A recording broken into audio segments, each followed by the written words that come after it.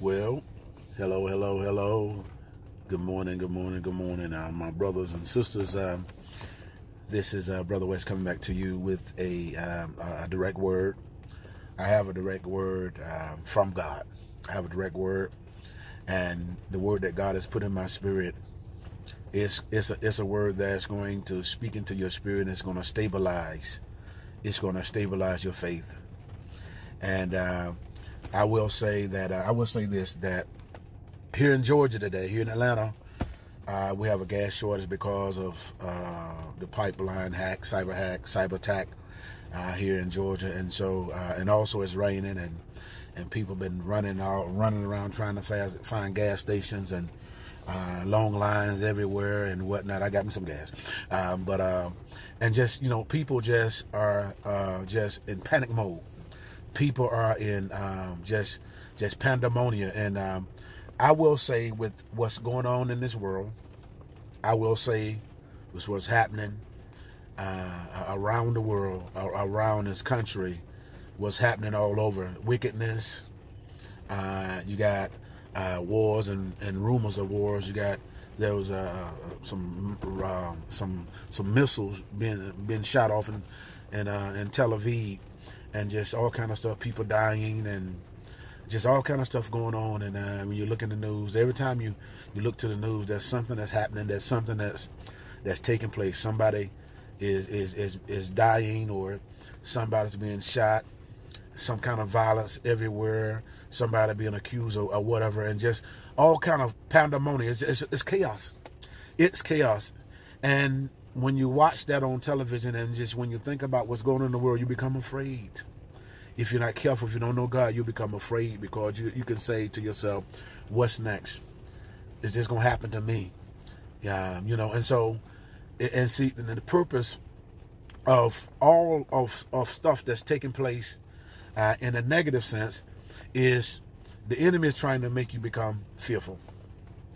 The purpose of all of it, from the wicked plot, from the wicked one, from the devil, from Satan, what's behind all of the confusion, what's behind all of the hate, what's behind all of the turmoil and chaos. It ain't God. It's not God. See, because God is not the author of confusion. And see, the scripture says that Satan, he comes to kill, he comes to steal, and he comes to destroy. And so, but what I want to do, I want to tell you a story. See, God put a word in my spirit, the direct word, but I'm going to tell you a story. I'm going to tell you a story. And it's in the 14th chapter of the book of Matthew, 14th chapter. And it's a story about Jesus. After Jesus had fed the 5,000, he had told his disciples to get on the boat and begin to sail onto the other side. And so Jesus made haste. After he had fed the 5,000, he had told his disciples to get on this boat and go to the other side. And they listened. And as they was getting in the boat, Jesus went up to the mountain to pray. And so now time had done passed, and time had done transpired, and a storm had arisen, and a massive storm. And Jesus noticed that they were in the midst of the sea, out there, in the midst of it, in the midst of the sea. And Jesus noticed that. And so, as the scripture said, Jesus began to walk to him at the fourth watch of the night, between 3 and 6 a.m. At the fourth watch of the night, Jesus began to walk the water. And when the disciples saw him, they were afraid. They were afraid when the disciples saw him walking the water. Now, they needed help. They was in the midst of the sea. But when they saw Jesus, they were afraid. And see, many of you, you're in the midst of a sea. You're in the midst of some type of warfare. You're in the midst of some kind of trial. You're in the midst of some kind of dilemma wherein it appears as though the suction cups of life wants to pull you down. The suction cups of hurt, and things are trying to destroy you. They're trying to destroy your hope, trying to destroy your faith, trying to even destroy the God that you believe in. In the midst, many of you, you're in a rock. You're between a rock and a hard place. Don't know what direction to turn in. Don't know what to do, but you're there. And so now Jesus is walking. Jesus is walking, and Jesus is walking. And so many of you, you've been asking God for a certain blessing. You've been asking God for a certain breakthrough. But when that breakthrough comes, and when that breakthrough appears, you reject it. You say it's the devil. You become afraid when God is trying to rescue you. He's trying to rescue many of you. You asked for a certain blessing, but because that blessing didn't look like what you thought it should look like, you rejected it. And many of you have been rejecting the very thing that God has brought into your life that's going to bless you, that's going to bring joy. And so you need to understand that every blessing, oftentimes, blessings in its beginning form, and in its beginning form is not and doesn't feel good. Look at a mother. When a mother's pregnant, when a mother is pregnant, when that mother becomes pregnant, that's a blessing. That's a gift. But in the process of that gift, there's a whole lot of pain. There's 3 trimesters. And in those 3 trimesters, the mother will stretch. Body will go through all kind of changes. But each stretch and each pull, it means that that baby is growing.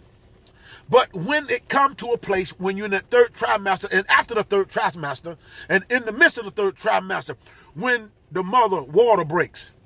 When a mother water breaks, there's a different kind of travail. There's a different kind of pain. And that pain is called travail. But that particular type of travail means when the water breaks, that means that the baby is saying, I'm coming out. That baby is saying, I'm coming out. I'm about to show myself. And so many of you, you're at a place where your spiritual water has broken. And that water breaking means that there's a passageway. That the water breaking means that there's time, there's a way for you to get out.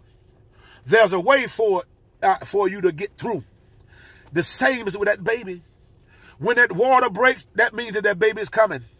And so many of you, your spiritual water is broken, which means that your miracle, which means that your blessing is coming. Your blessing is coming out. Your blessing is slipping out.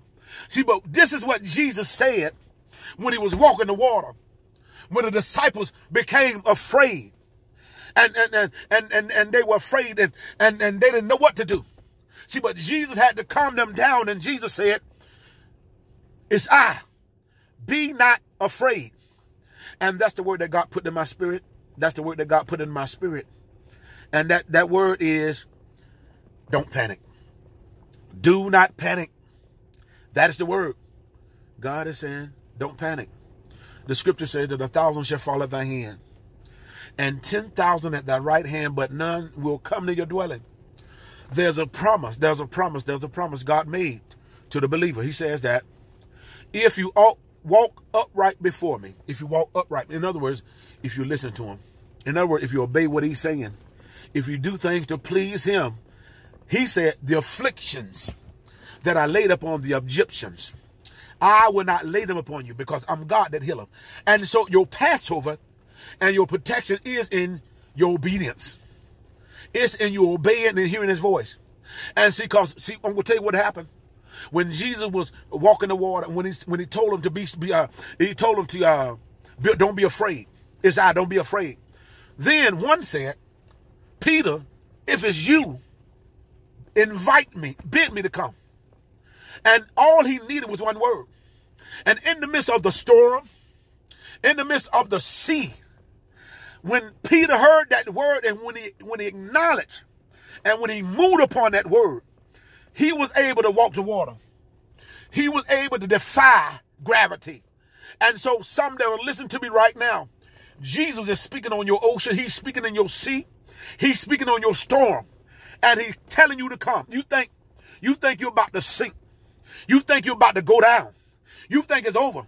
You think that you're about to drown out. But hear what I'm saying. Jesus is saying, come. Don't matter how bad the pain is. Don't matter what somebody said about you. Don't matter how somebody lied about you. Jesus is saying, come. It don't matter how weak you feel. It don't matter how many times you fail. It don't matter how many times you walked away. But Jesus is saying, come. come. And see, some of you, you're saying, well, I need to get right. I need to get my mind right. I don't want to just be any kind of way. I want to be honorable to God. But God said, come. Drop everything and come to him. Come to him right now. Don't panic. Don't panic. Don't panic. Don't panic. Don't look at the storm. Don't panic. Don't look at the seas. Don't panic. Don't. You're not going to sink. See, but God is going to take you over the top before he will let you go under. So God says, come. Don't panic.